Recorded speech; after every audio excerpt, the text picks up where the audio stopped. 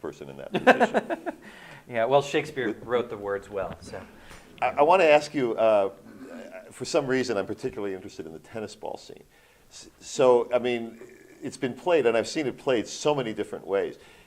Is he, in your view, reacting to that slight, or is he, again, manipulating or consciously manipulating his advisors by playing that part? I think he's genuinely reacting. I don't think he expects the Dauphin to drop the emissary from the Dauphin to drop those tennis balls, and I think it's so shocking. It's funny. Yeah. And it's exactly, I mean, what I would think every night was, it's so Hal. Yes. You know? Yes. This kind of that the Dauphin is doing exactly what I might have done 4 years ago. Yeah.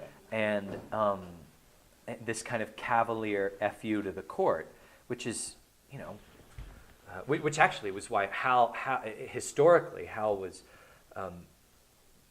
removed from court, because he got in a fist fight with one of his father's closest advisors, the Lord Chief Justice, and assaulted him during a kind of parliamentary kind of session, and so I think Hal looks at that. Henry looks at that and sees he almost appreciates it on a weird level, Yeah.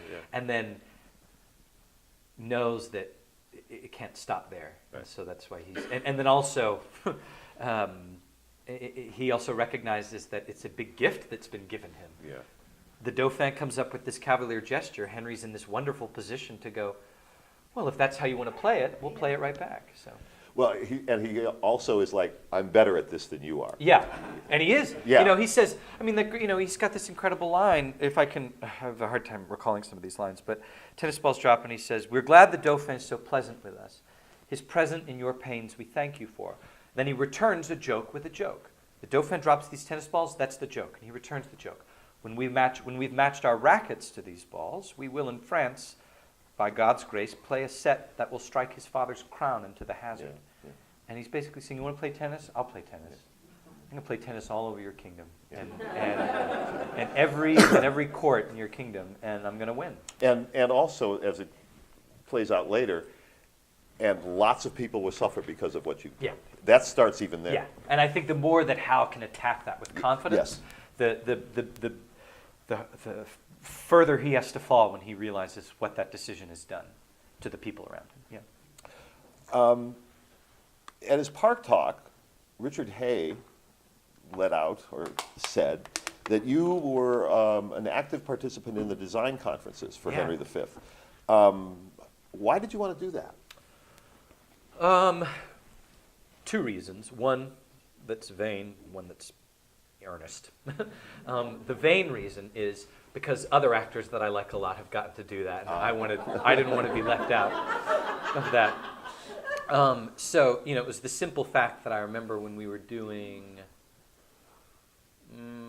Philanderer, and Derek Wheaton was part of the design meetings for that. And I was like, so when you've been here a while, you get to be in design meetings, So there was that, and then the second reason, which is more serious, is that I wanted to know Joe's thoughts about the show from the get-go. I didn't want to start the first rehearsal and be surprised about things and then go, oh, that's not what I was thinking about it, And so I wanted to make sure that we were on the same page. And more actually, honestly, to be frank, that I was on his page as much as possible. So that we started those design meetings 8 months before we started rehearsals, and it allowed me to get a real sense of how he thinks. What's interesting is our original design concept for the show was nothing that was seen on stage. The original design concept, actually, for Henry, and directorial concept for the show was that it was going to be set in a VA hospital, and that yeah, I know, and that Henry was a recent veteran from one of the modern wars, and enters this kind of fever dream that becomes Henry V. That's evoked in our early design discussions. Were evoked. He's sort of sitting in this wheelchair in a somewhat comatose state, watching on TV Olivier's Henry V.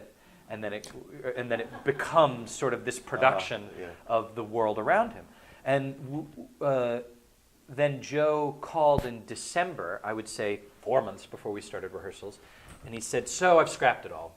We're going to start from square one again. I don't want to do all of that because it's not the play. And I've been thinking about it really heavily for the last month, and I want to do the play. So we're not going to do the VA hospital thing. We're going to keep it very austere. That's what we're going to do. And yeah. Well, it's a production I think that most everyone that's seen it is going to remember for a long time. That's good. I loved it. I miss it. I miss it already. You know, one of the things that always interests me in terms of how actors look at it, there's an inherent, I think, dynamic tension between the demands of playing a character, portraying a role, and being true to that character, and maintaining a certain loyalty, if you will, to the narrative or the story. How do you think about that? I mean, I don't mean they're in conflict, just that it would seem that it's difficult to focus on both things at once. Yeah. So how do you think about that and resolve it in your work? How do I think about narrative? Well, more the relationship, character to narrative. Well, I think that goes back, I think, maybe to the structure thing. Mm-hmm. I'm always thinking about why and how you get from A to B. And I mean, that's really the way in which I think about it. If character's getting in the way of that, then something's wrong Okay. with the character that I'm building. Yeah. You know, I mean, you know, if I decided to make Henry injured, for example, and have a limp or something, I mean, this would be a terrible choice. But let's say I decided to do something like that, then by the time we get to the wooing scene, and he says, I could, you know, I could. If I could win at leapfrog, or by vaulting into my saddle with my armor on my back, I should quickly leap into a wife. Well, if he's incapable of, if I have this really great idea of Henry being incapable of movement, and yet he gets to that line at the end, then you know we're not doing something right. Yeah. And I mean that's like an obvious kind of lame example, but you get the idea. Okay. Yeah. Well, I want to let our audience ask you some questions as well. Before I do, when we first spoke, you told me you were familiar with James Lipton's program, Inside the Actor Studio, which inspired this series. So I didn't think I'd need to warn you that we'd be concluding the conversation with the Pivo questionnaire from Okay. So John, please tell us, what is your favorite word? Oh, my favorite word. If I were doing this accurately, I'd have all of these right off the tip of my tongue. My favorite word is friends. It's my favorite word. As long as it's not your favorite TV show. No, you can't hiss that. I was saying I was out with my very good friend Dan Parker, who's an actor in the company. And Dan and I were out one day, and I was like, probably just because my mother had been in town and then left, I said, I just like friends so much more than family right now.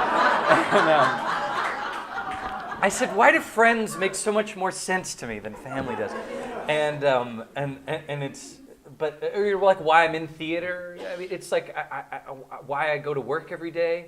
My favorite line in Henry, the day my friends and all things stay for me, that ultimately what gets him to go back to war is his friends. And I actually, like, it's something that I've been feeling strongly since middle school, that the whole reason why I do this is friends.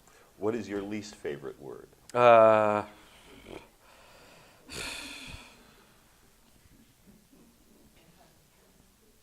least favorite word. No. I hate it. Hate it. What turns you on?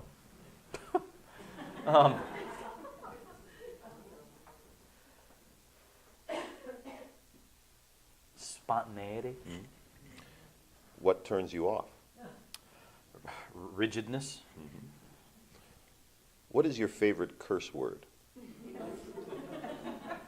This is an older crowd. I don't know if I can say my curse word. I'm sorry. They can handle it. Really? Yes. It's really bad. Go. It's really bad. I can't say it at the house because my mother. Yeah, thank you.